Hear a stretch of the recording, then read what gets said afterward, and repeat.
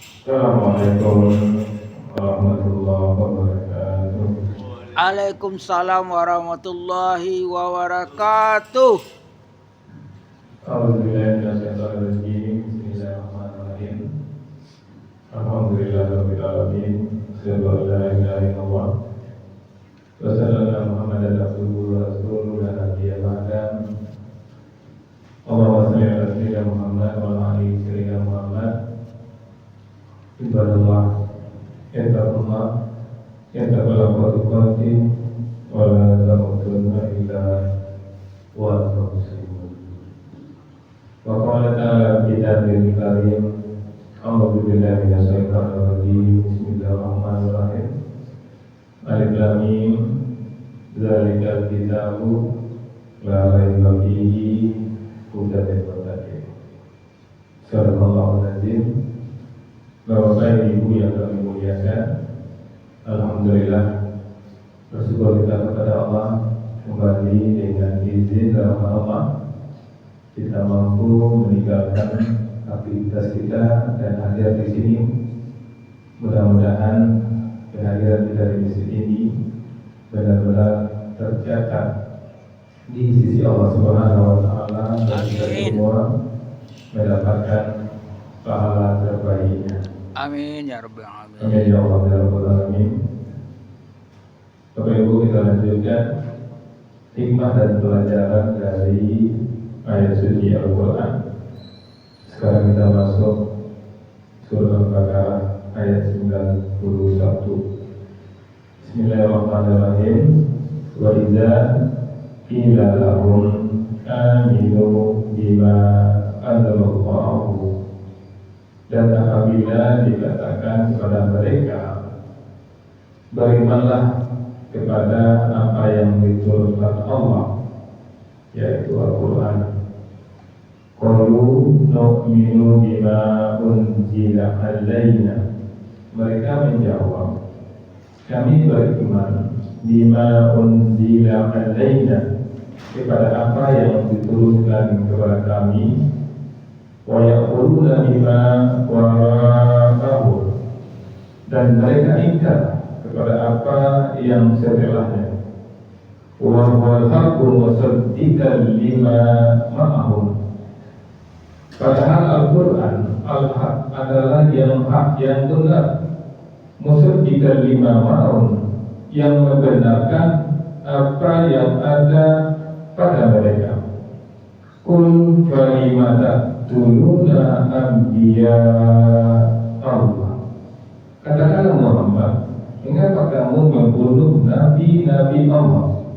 Min qablu in kuntum mu'minin, pada zaman dahulu jika kamu orang-orang yang beriman.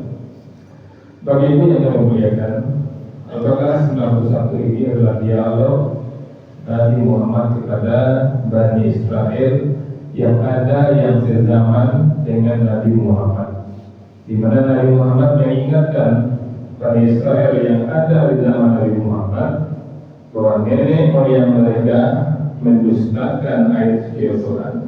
Nenek moyang mereka membunuh para nabi.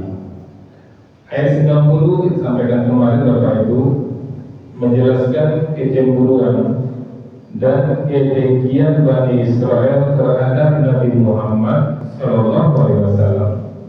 Karena Nabi Muhammad SAW bukan dari keturunan mereka, padahal kebenaran telah datang kepada mereka.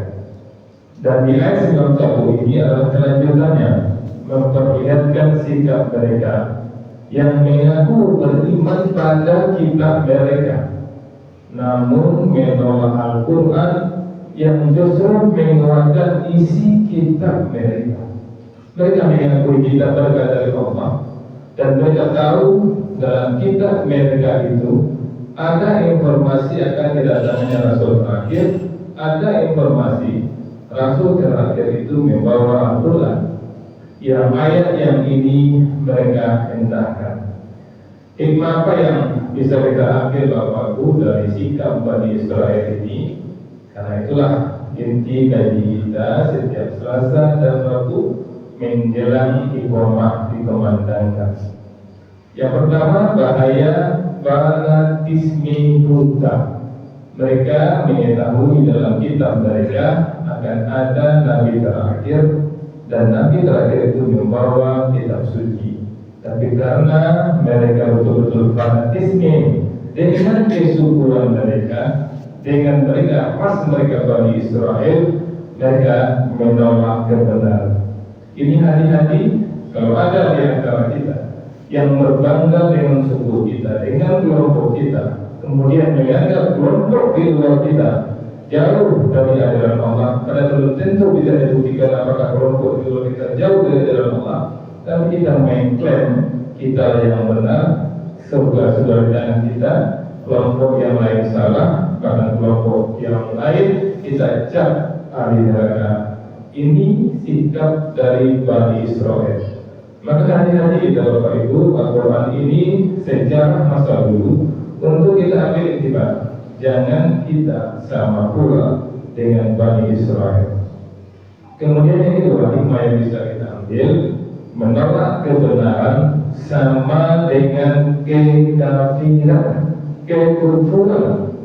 Meski mengaku beriman, kalau ada ayat-ayat Al-Quran yang kita tolak, maka kita termasuk orang yang kafir, orang yang ingkar yang Allah gambarkan. Masih banyak di antara kita yang mengamalkan sebagian Al-Quran, sebagian lagi tidak kita amalkan. Kalau kita belum sanggup untuk mengamalkannya, kita minta ampun kepada Allah, tapi tidak berniat untuk mengamalkannya, takut-takut tidak termasuk orang yang menolak kebenaran. Kalau kita menolak kebenaran, kita termasuk orang yang kafir. Ketika Allah melalui lisan Rasulullah mengatakan dalam Al-Quran, berjual beli, muamalah itu dihalalkan, tapi ketika ada unsur ribanya tidak dibenarkan dan itu haram. Kalau kita beranggapan tidak mungkin transaksi tanpa riba, maka saat itu kita sudah mengatakan tidak mungkin mengikuti ajaran Al-Quran. Ketika kita belum mampu untuk tidak terhindar dari riba, minta ampun, ampunnya kepada Allah. Jangan sampai kita melegalkan, merasa tenang, nyaman, terlibat di riba. Tetap ada rasa takut, rasa khawatir dan minta ampun kepada Allah, dan berupaya untuk meninggalkan riba. Kalau bisa ditargetkan 2 tahun ini saya harus bebas dari riba. Selesai motor ini saya tidak akan lagi terlibat dengan riba. Mudah-mudahan dengan seperti itu kita tidak termasuk orang yang menolak kebenaran. Karena menolak kebenaran termasuk dengan kekufuran.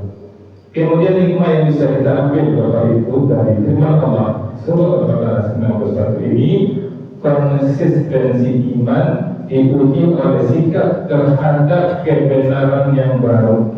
Apa maksud kebenaran yang baru? Ketika Rasulullah menerima ajaran Al-Quran, diinformasikan kepada Bani Israel, mereka menolaknya. Begitu juga masih ada di antara kita yang mungkin luput dari ajaran-ajaran Allah yang selama ini kita tidak ketahui. Kemudian Allah katakan kepada kita, contoh sederhana kembali kepada riba tadi.